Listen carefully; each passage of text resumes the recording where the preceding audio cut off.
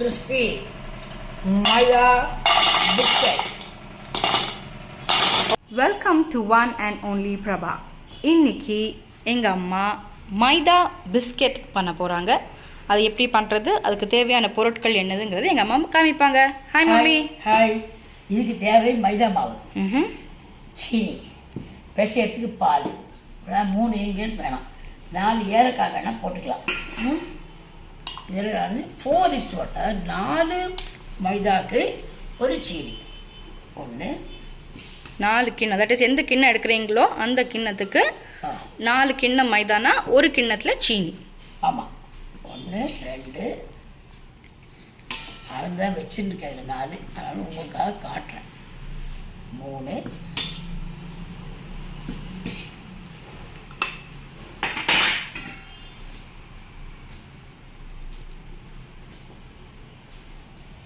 இந்த 4. ஓகே, இந்த 4 மைதாக்கு 1 சீனி. சீனிங்கிறத பவுடர் பண்ணோம். பவுடர் பண்ணும்போது கொஞ்சம் 4 ஏலக்காயை போட்டோ இல்லை ஏலக்காய் பவுடரோ போட்டு பண்ணிக்கலாம். ஓகே, அதே கிண்ணம் தான், அதே வேணால் காட்டுறேன். அதே கிண்ணத்துக்கு 1 கிண்ணம் சீனி எடுத்துருக்கேன். அதாவது 4:1.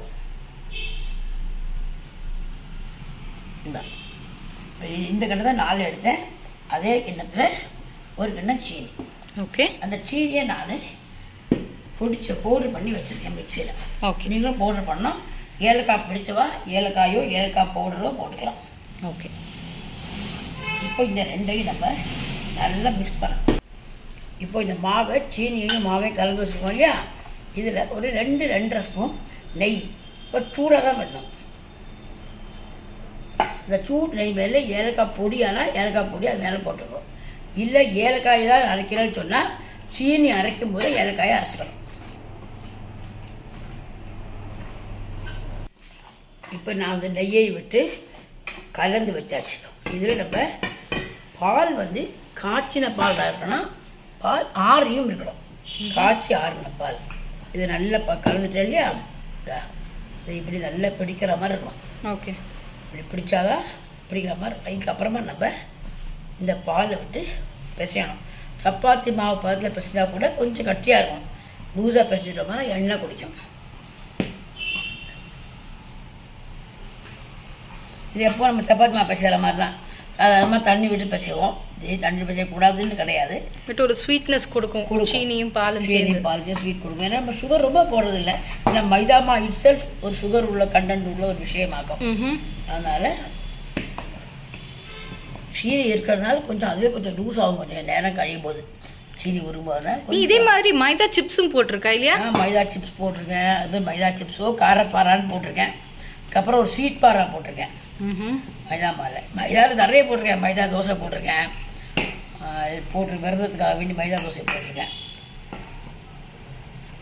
இதை நல்லா பிசைஞ்சு வச்சுட்டு ஒரு 20 மினிட்ஸ் 15 மினிட்ஸ் மூடி வச்சுருக்கோம். ஓகே, அதுக்கப்புறம் அது நல்லா சாஃப்ட் ஆகிடும். மெயினாக சாஃப்டாக பிசையணும். எல்லாத்துக்குமே மாவு பிசைறது தான் கணக்கு. சப்பாத்தியோ பூரியோ எதுக்கானாலும் மாவு பிசைறது கணக்கு. நிறைய இப்போ சப்பாத்தி வரல, காரணம் அந்த டவ் அதுதான் கணக்கு.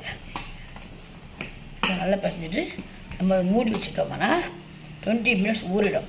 அதுக்கப்புறம் அது ரொம்ப சாஃப்டாக இருக்கும். ஒரு 20 மினிட்ஸ் ஊற வச்சுட்டு காட்டுறேன். சரி, இது ஏது பூ? இது நம்ம ஐக்கியா. நீ ஐக்கியா ஃபேமிலி ஆகிட்ட போல இருக்கு. ஆமாம், முன்னாடி ஹோம் சென்டர் ஃபேமிலியாக இருந்தேன். என்னைக்கு பெங்களூர் ஐக்கியா வந்ததோ ஹோம் சென்டர் இருந்து ஐக்கியாவுக்கு மாறிட்டேன் நான். எங்களோட கிச்சன் கண்டர் எல்லாம் ஹோம் சென்டர். இப்போ கம்ப்ளீட் ஐக்கியா. எங்களுக்கு பல இடங்கள்ல ஐக்கியா சாமான்னு பார்க்கலாம். Very nice. இந்த பெயிண்டிங்லாம் யார் பண்ணது? இது பெயிண்டிங் என்னுடைய ஃபர்ஸ்ட் டாக்டர் ஒருத்தரோட ஃப்ரெண்டு பண்ணினது. பண்ணி தான் ஆக்சுவலாக இந்த கொரோனா டைமில் ஆஃபீஸை காலி பண்ணும்போது எங்கள் அதுக்கு வந்தது. அதுக்கப்புறம் வச்சா ரொம்ப நல்லா மெயின்டைன் பண்ணுறான் அவங்க அம்மா. அதான் அவங்க அம்மாவை வச்சுக்கிட்டோன்னு சொல்லிட்டா. Very nice. ரொம்ப அழகாக பண்ணியிருக்கா. அந்த புத்தரை ரொம்ப நல்லா பண்ணியிருக்கா. அது கூட வேற ஒரு வரவை பறக்கிற மாதிரி ஒரு ஃபீலிங் ரொம்ப அழகாக பண்ணியிருக்கா. அது என் ஃப்ரெண்டு சாரதாவோட ஃப்ரெண்டு. அவ்வளோ இது நம்ம பிசைஞ்சாச்சு. இதை நம்ம ஊற போடுறோம். ஒரு 20 மினிட்ஸ் ஆர் 15 மினிட்ஸு. எப்போவுமே சப்பாத்தி மாவுக்கெல்லாம் ஊற வைப்போம். அது மாதிரி மூடி எடுத்து வச்சுருவோம். 15 மினிட்ஸ் கழிச்சு காட்டுறோம். இப்போது நம்ம பிசைஞ்சது 10 மினிட்ஸ்க்கு மேலே 15 மினிட்ஸ் ஊறியாச்சு. நல்லா சாஃப்டாக இருக்கும். இப்படி பண்ணால் ரொம்ப சாஃப்டாக இருக்கும். நல்லா சாஃப்டாக இருந்தது. கொஞ்சம் கட்டியாகவும் இருக்கணும். இல்லை லூஸாக பிடிச்சிட்டேன்னா எண்ணெய் குடிக்கும். நான் ஒரு 3/4 லோட்டை பால் விட்டேன். 1 லோட்டை பால் எடுத்தேன். அதில் இவ்வளோ பால் மிச்சம். 3/4 லோட்டருக்கு மேலே பால் விட்டுருக்கேன். அதனால் அது மட்டும் தண்ணி மாவு பிச்சுற மாதிரி தான். நீங்கள் தண்ணியை விட்டு பிசைக்கலாம், பிசைக்கூடாதுன்னு கிடையாது. ஒரு சின்ன டேஸ்ட்டுக்காக மாவு போட்டுறோம், பால் போட்டுறோம். சரி, நம்ம இதை இப்போ இப்படி உருட்டிக்கலாம். கொஞ்சம் குண்டாக உருட்டிக்கலாம். ஏன்னா சப்பாத்தி அளவுக்கு மெலிசாக பண்ணக்கூடாது. ஸோ உருண்டை பத்தியாக இருக்கட்டும். ஓகே, இதை விட பெருசாக பிடிக்கிறவாலும் இருக்கா. நல்லா உருட்டி வச்சுக்கோ. அப்போ உங்களுக்கு ஓரங்கள்லாம் விண்டு போகாது.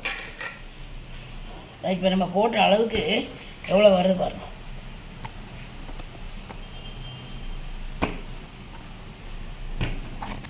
எவ்வளோ வந்திருக்கு? 3, 3, 6, 8 வந்திருக்கு. ஓகே, இந்த இதுக்கு எண்ணத்துக்கு ஒரு போகிறோம்.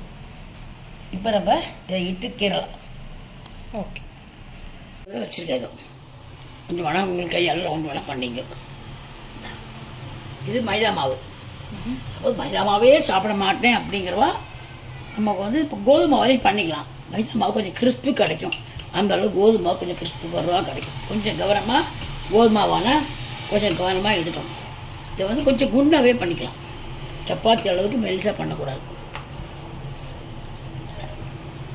இந்த கட்டி இருக்கட்டும். இப்போ நம்ம இதை கட் பண்ண போகிறோம். கத்தியானாலும் பரவாயில்ல, பீஸா கட்டுறாலும் பரவாயில்லை. அது உங்களுக்கு இது வந்து கரெக்டாக ஸ்கொயராக இல்லைன்னு சொன்னால் இதை உங்களுக்கு ஸ்கொயர் ஆக்கிடலாம். எப்படி வேணால் கட் பண்ணலாம், பட் கரெக்டாக தான் கட் பண்ணுவோம். டைமண்ட் ஷேப்பில் அப்படின்னு சொன்னால் இதை எடுத்துக்கலாம். இதை ரீயூஸ் பண்ணலாம்.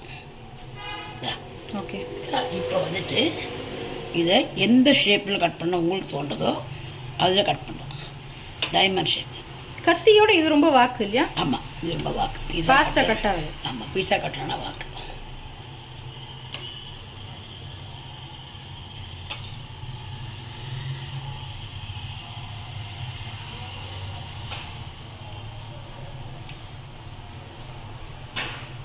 இப்போ எண்ணெயை வச்சுருக்கேன். எண்ணெய் காஞ்சாச்சு.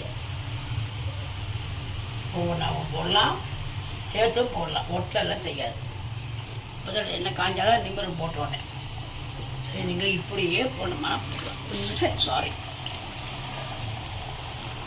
கொஞ்சம் கவனமாக போகணும். இது காயறதுக்குள்ளே இன்னொன்று எடுத்துடலாம். பட் இங்கே இருந்து கொஞ்சம் கவனமாக செய்யணும். கிச்சனை விட்டு போயிடக்கூடாது.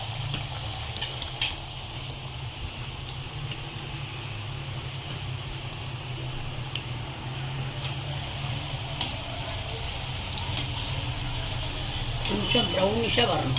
ஓகே, ஈக்குவலாக வரணும்னா கொஞ்சம் கிண்டி கொடுக்கணும். இல்லைன்னா ஒரு பக்கம் வந்துடும், ஒரு பக்கம் வராது. பூரி மாதிரி ஆகிடும். சிம்மில் போடணுமா? அடுப்பு சிம்மில் போடணும். என்ன காஞ்சோன்னு சிம்மில் போடலாம்.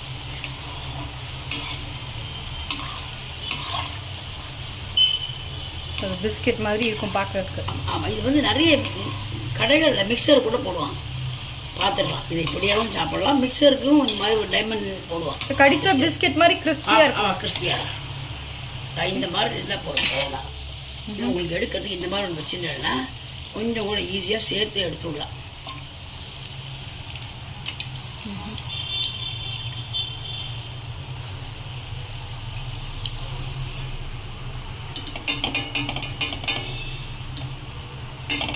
நல்லா எண்ணெய் வடிகட்டும். இது அடுத்தது இது இன்னொன்று செய்கிறேன் பாருங்க. ஒரு பெரிய கஷ்டமே கிடையாது. நம்ம சப்பாத்திக்கும் எப்பவும் விடுறது தானே. கொஞ்சம் கட்டியாக இன்னும் கூட தாயிடும். ஈவன் மாவை இன்னும் கூட பெருசாக இது உங்களுக்கு வேணால் எடுத்துக்கலாம். சீக்கிரம் வேலையாகும்.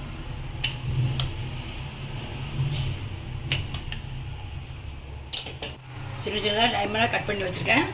இதை எண்ணெயில் கொஞ்சம் கவனமாக போடணும்.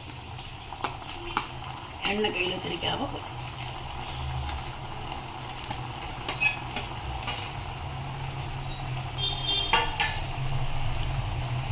ஆல்ரெடி கொஞ்சம் ஈடு எடுத்து வச்சாச்சு. இட்டு போட்டாச்சு. இவ்வளோ வரும் அந்த 4 கிண்ணம் போட்டேன். இது மேலே லேசாக எழும்பும்போது கிண்டி விட்டுருவோம்.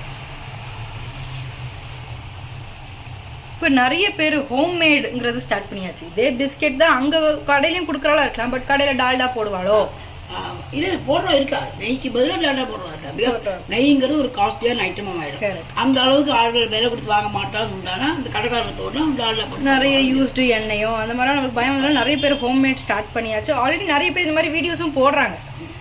பட் எங்கள் சேனலில் பார்க்குறவங்க பார்க்கணும் இல்லையா, அதனால நாங்களும் போடுறோம். பார்த்துட்டு இதெல்லாம் ரொம்ப ஸ்வீட்டாக இருக்கும் மெயினாக. கரெக்ட். இதெல்லாம் நாங்கள் ரொம்ப வருஷமாகவே இது மாதிரிலாம் பண்ணி சாப்பிட்டுட்டு தான் இருக்கோம். சீனி பாறை வந்து சீனி பாகு வைக்கிறோம் இல்லையா, அது வந்து கொஞ்சம் கூட சீனி உதிரும் சிலப்போம். இது வந்து அப்படி கிடையாது. அது மட்டும் அது சீனி பாக்கு நிறைய சீனி வேணும்.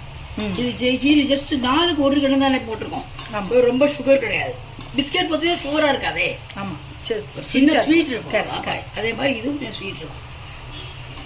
கொஞ்சம் கிண்ணிலே இருக்கும், இல்லாட்டி ஒரு பக்கம் சிவப்பாயிடாது. கொஞ்சம் மேலே பார்த்துட்டு எடுங்க. உங்களுக்கு இந்த வீடியோ ரொம்ப பிடிக்கும், நீங்கள் இது மாதிரி பண்ணி பார்க்கலாம். ஸோ எனக்குன்னு என்னோடய வியூவர்ஸ் இருக்காளே, அவளுக்குலாம் நிறைய கமெண்ட்ஸ் எல்லாம் வரும், ரொம்ப நல்லா இருக்கு மாமி அப்படின்னு சொல்லிட்டு. இவங்களும் பண்ணி பாருங்க. பண்ணி பார்த்துட்டு கொஞ்சம் கூட சிவக்கணும். தெரியல ஒயிட்டாக இருக்கு பார்த்தியா, கொஞ்சம் கூட சிவக்கணும். இந்த கலர் வரணும் பிஸ்கெட்டுக்கு. இந்த கலர் கரெக்ட். நாங்கள் நிறைய ஸ்நாக்ஸ் ஐட்டம் போட்டிருக்கோம். நிறைய ஸ்நாக்ஸ் நிறைய போடுவோம். தேங்காய், கோவப்படி, மிக்சர், ஸ்நாக்ஸ் ஐட்டம் தான் ஜாஸ்தி.